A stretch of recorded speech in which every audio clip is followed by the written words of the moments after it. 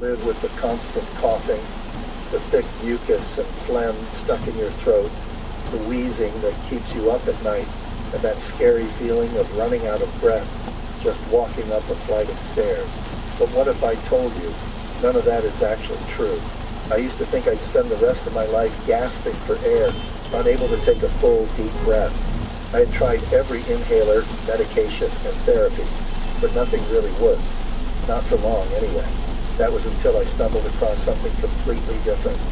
A 7-second mucus melting ritual I do every morning. It's not a drug, not a machine, and not some expensive treatment.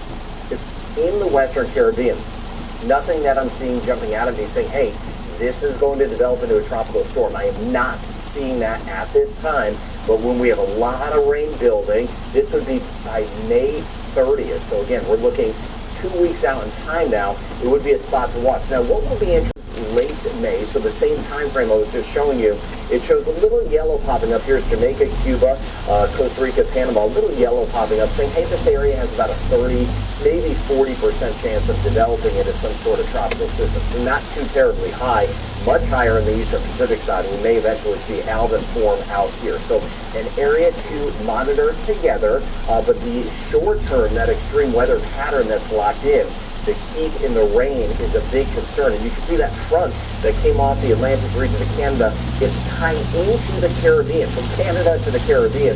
Amazing how the weather's tied together. It draws in that moisture in the eastern Caribbean. So again, that's why we're going to see that rain chance going up. That's why we have the flood potential. I'll show you some of these crazy rain totals in a second. Meanwhile, parts of the Midwest, again, near the Mid-Atlantic, the possibility of dangerous winds today in the thunderstorms, severe weather threat, dry to wet. The Bahamas back to Florida, scorching heat the next several days. Much of Cuba, eastern Cuba will get some showers and storms. On Jamaica, we could get some stronger storms. Isolated areas of flooding will be possible for us. We could get a quick inch or two or 25 millimeters of rain to 50 millimeters of rain. That'll be possible. More so the DR of Puerto Rico. On the edge of Haiti, I'm watching the rivers in Haiti. I'll monitor that as you get a little closer to the DR, some higher totals. But totals will be over 100 millimeters of rain or 4 inches of rain in the DR. And then as we get back to Puerto Rico and the U.S. and British Virgin Islands, a lot of that will be today, just over the next few days. And that does include Anguilla, St. Martin, St. Bart's, Saba, Statia, St. Kitts and Nevis. This is a heads up. Heavy areas of rain are going to be on top of us or nearby the next few days. Antigua, Barbuda, and right on the edge of it toward Montserrat and Guadalupe. We're talking some totals for some of us that could top out around 150 millimeters of rain or half a foot of rain. And yes, that means not only flooding in spots, but the potential of mudslides. So the northern and northeastern Caribbean, right in this sector, back through the Virgin Islands, got you covered. Watching out nation in the comments. Then we get to the north, we're mainly dry. Guatemala and El Salvador, watching out for some rain. But Belize north, this is where the heat is. That heat dome right in effect, right in through here, everything up and around, high pressure locked in. That means mainly dry and the extreme heat that will be with us. For the seas, Caribbean, we're okay as of now in much of the Gulf and the at least Atlantic waters closer to the U.S. and Bahamas, but those Atlantic passageways through the weekend will be choppier to rough. And then building some from the Bay up through the Western Gulf this year is by the time we get into Monday. So a 50 to 60% chance of rain and storms. And again, in Jamaica, some of us stay dry, but if we get some rain, we're looking out for some of those downpours the next few days. I'll be watching your comments. A 20 to 30% chance through the Cayman Islands. Rain chance, here we go, starts to build. You see that going up on Sunday in particular for us in Trinidad and Tobago. So thank you for getting the heads up for the potential of some flooding Sunday into Monday. Barbados, it takes up to about a 40% chance on Sunday, a 50% chance on Sunday in St. Lucia. Maybe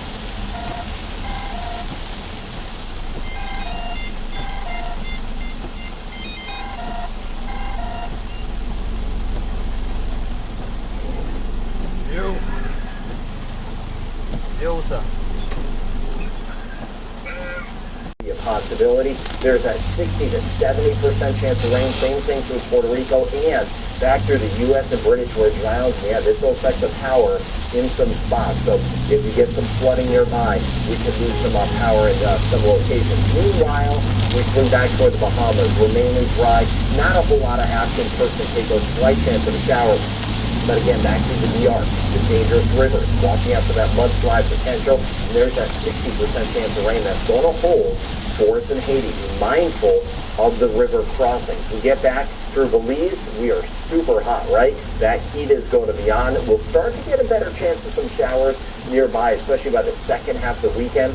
Aruba, Curacao, and Bonaire, that rain chance does get higher. There's the flooding rain potential, Guyana and Suriname. That rain chance holding at 80% right through the weekend. Meanwhile, Cuba, we are mainly dry. Eastern Cuba in Bermuda for today. Rain chance about 40 to 50%. So the extreme flood threat coming on the flip side, the Gulf, southern U.S., parts of Mexico, the extreme heat and the very dry weather. But with the flooding comes the mudslides and those dangerous rivers. Now, as we get into late in May, early June, I'll be watching the Western Caribbean.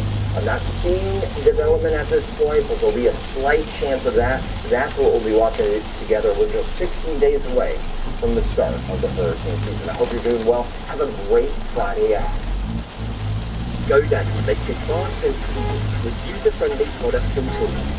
Plus, access an AI-fueled experience called GoDaddy Aero that can help build your business for you.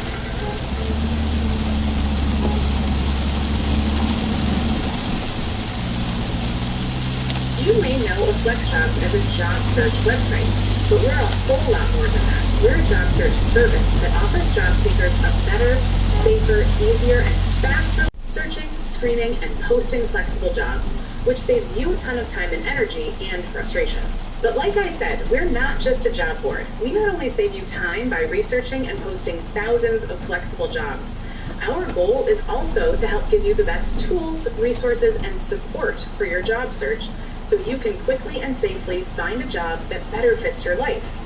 As part of our services, FlexJobs members benefit from a safer search with no ads, scams, supposed business opportunities, commission-only jobs, or other low-quality listings. Over 170 skills tests for job seekers to assess themselves. Live, exclusive webinars with hiring managers and career experts. Daily alert emails that match your job interests. Special deals on products and services for remote and flexible workers. One-on-one career coaching at a deep discount, and a dedicated client services team to help you make the most of FlexJobs. So, with everything the FlexJobs service has to offer, you should actually use it. The quick answer is anyone who wants a job with some kind of flexibility. We focus on career-oriented, professional jobs that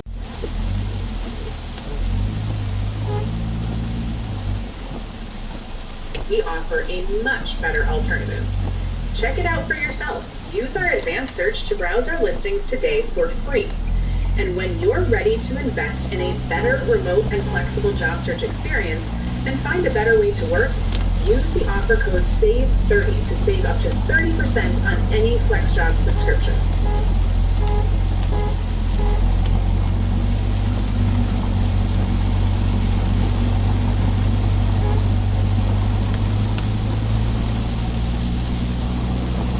"2022 is a year that'll go down in history as one of the most significant of the entire 21st century for many reasons. But one of the biggest reasons was that 2022 marked the very first time in more than 300 years that China and a world that we all live in. And for decades, the time spent narrowing the gap. India finally officially emerged as the world's newest populous country as of 2 months ago, April of 2023.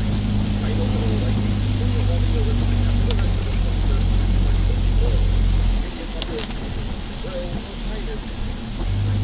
Less than 40 years from now, by 2060, India's population is predicted to further accelerate towards the 1.7 billion people mark, before finally stabilizing and contracting slightly by the end of the century. Meanwhile, China's first year of population decline in 2022 heralds only the beginning of a